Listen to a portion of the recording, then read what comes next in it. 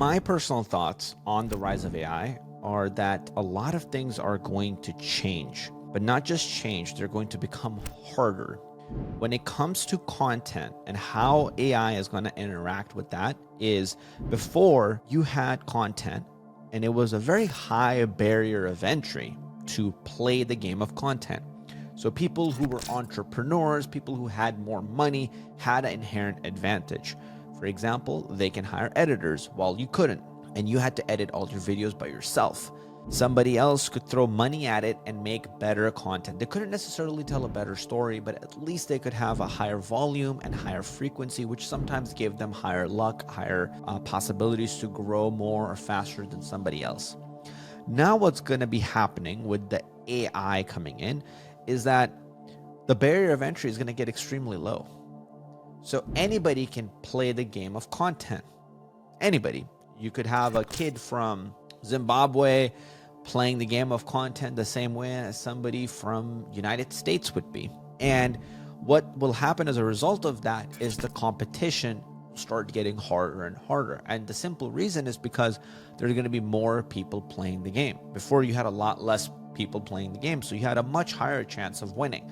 Whoever started content in 2009, they had a massive advantage at that time. And now when you start creating content, you don't have that same advantage simply because the number of people is drastically more. So with the amount of people jumping into the game and playing it, the difficulty rises, the competition rises and becomes much more cutthroat. And so I believe what will happen is that it'll be much more difficult as a creator to stand out. Now, I don't think that's a bad thing. I think what creators need to do in order to fight that is the same things that they were doing before. They just have to do it better, which is focus even more on storytelling. Focus even more on making a connection or having empathy, because those things, AI isn't taking them over just yet. Maybe at some point it will, once it really starts to understand how empathy works and how storytelling works.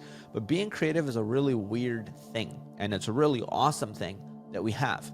For example, when you wake up from sleep and all of a sudden you have this really weird idea, and now you could put that idea into action. Those are the creative thoughts we as human beings have. That's a creative edge that we have. And so the game of creativity is going to be the ultimate game that we can play. A lot of the stuff in the middle, stuff that's not good enough, it's just going to get absolutely crushed. Right before, Alex Hormozi on Instagram was the only one that made content like Alex Hormozi. Then you started to have people who were becoming his copycats and starting to make those captions and similar style of content.